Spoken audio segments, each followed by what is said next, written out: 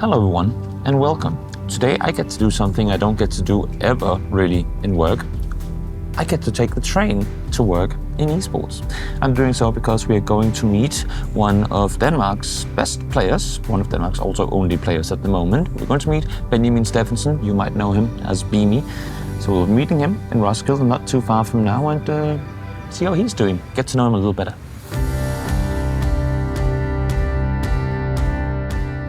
Okay, Beami, I thought I would take us way back to the beginning here at the Viking Museum in Roskilde, because what better place than looking at old Viking boats and then an old esports Viking yourself. But talk to me a bit about Beami before PUBG. What led into your first, tournaments as a player? Yeah, I think it originated like probably 2 or 3 years before PUBG, when I was playing League of Legends. I usually just play that game with my friends. But after a couple of years, I got kind of interested in the competitive scene after watching competitive League of Legends. Okay, so you come into PUBG. What was like the first thing that kind of pulled you in? I think it's because I always liked the FPS mechanic, like the gun mechanics in general. But I've never been like a fan of the tactical FPS games like CSGO and such. So having like an FPS game where the Battle Royale variant was a new spark to me, and I really found that interesting. I want to hear, because I have something, I've personal investment in that tournament. I was part of creating Copenhagen Games, not Copenhagen Games, but the PUBG tournament that year. I was part of organizing it. But talk to me a bit about the team Serby back then. How did you join that roster and how did that all come to be? Yeah, Serby, the way to work is not like a normal organization. It's like a community where you kind of pay like a yearly subscription, or you want to say. Okay. So like be a part of it. And in return you get you get to be a part of a team. And you get like your own jersey, and you get LAN events every year. So it's just like a fun way to get involved in the esports scene in a new game. And wait, so you got put on a team? You didn't pick your teammates? Nope, it was a fully random team. So you come in, you play Copenhagen Games with players you don't know at all, or had you at least had like some prep time? We practiced some months for that before that, okay, but it was still like people I didn't know at all before. There has been a lot of work from back then to now. Of course. But it feels kind of surreal still thinking about it, because back then, even in the Danish scene, I was pretty low level compared to the Danish scene. Yeah. So thinking back then that I was one of the worst players, you can say. Okay. To now being, arguably one of the top players in EU. Yeah. It feels pretty surreal.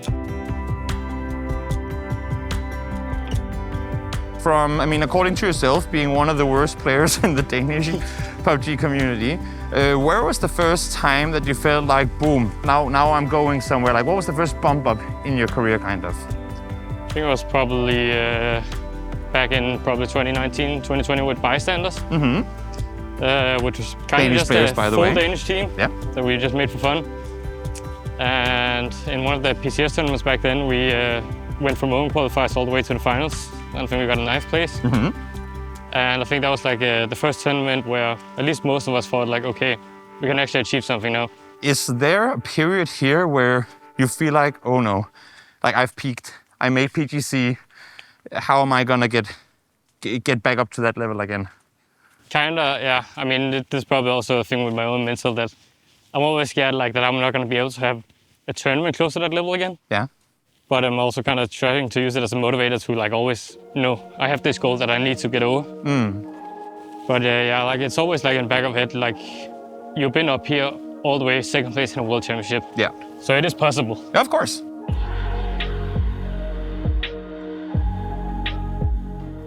Are there any big role models for you, any inspirations? I want to do what this guy did?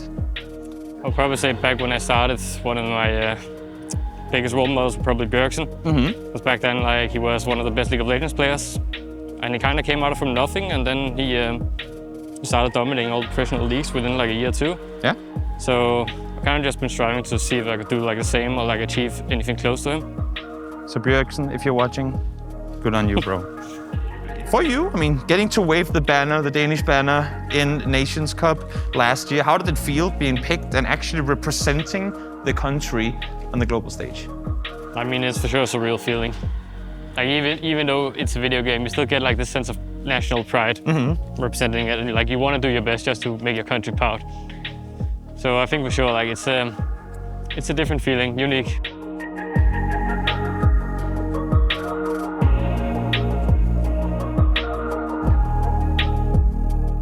I think the community it's kind of, I don't want to say it's become a meme because it's something serious, but everyone is always, whenever you guys have had a tournament and results haven't gone the way you've wanted, everyone's been like, okay, so where's the negative Beami tweet? I feel like we don't see them anymore. Talk to me about, there's a whole lot of expectation to go out and perform for you. Yeah, I mean, especially in a game like PUBG here, with how the structure has changed over the years, it's very result oriented. Yeah. Like you're not gonna get far even if you're on a good team if you don't get the results. So there's like this constant pressure, like both from yourself, from like the team, and just everybody supporting you. That you need to do good. Like you need to be in the top 4 almost, like in your own region, just to be able to get to the events. Where for you does the pressure build up the most? I mean, it's probably most for myself, but also like a mix with how the results is. Because like if you go back to the online days with PCS and such, like having the results, for example, we had on foot with like, I think the worst we ever had was a 6th place. Like that's pretty good results. Incredibly consistent. Like we were consistent. I mean, outside of Twisted Minds, you were quite literally the most consistent European team at the time, yeah? But we still didn't qualify for another PG, like a single PGS event. Yeah. We of course made PGC, which was nice, but sadly when we finally got to the event after a year of performing consistently in EU, we just completely bombed it. Yeah.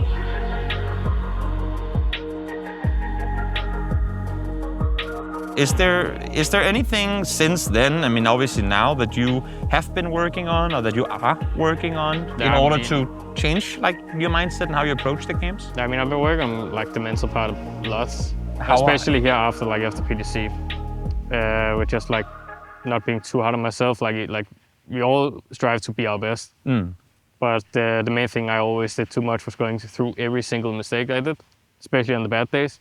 Which in a game like PUBG you just can't, because there's so many random variables in every single game. So that's kind of been like the main thing, to just like not to be too hard on myself, but still like don't get lazy. Are there any people in particular, I mean, you don't have to name them, but do you have people that you've like talked to that has helped you try and change the way you look at like just, I guess, the game and your approach to it mentally, or has it more been yourself? I mean, it's been mostly myself, but like teammates throughout the years have like tried to help with it. Without like not having too much change. But I think like after I got kicked by foot, it kind of put like a bit more realization of how important it is for me to like work on this if I want to get like in the top 0.1%. Yeah, it's been the eye-opener, sort of. Like extra one, yeah. Yeah, but is there anything in particular that you're like, okay, I got to turn this thing around, or I got to start working on that? Do you have any concrete things? I think it's mostly just like enjoy it more. Yeah. Because like that's kind of been like my weakness. I'm not enjoying the process of like realizing I'm sitting and playing video games professionally for a living. It's pretty insane. Enjoy it. We have hacked life, bro. Yeah. we get to do video games for a living. I mean, yeah. I think it's just like enjoy the moment.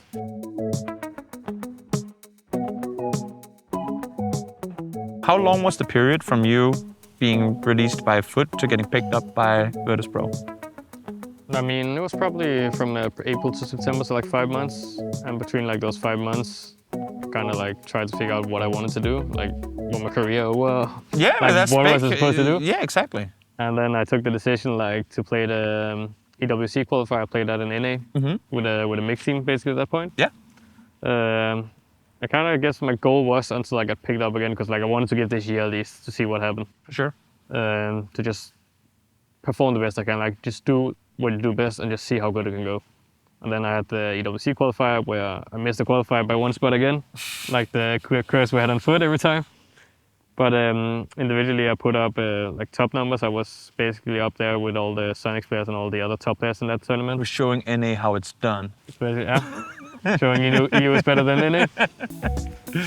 And then I saw the VP was looking for a new player, I contacted him, and it just worked out instantly. There you go. So I guess thank you, VP. Thank you, VP. That was a blessing in disguise for sure.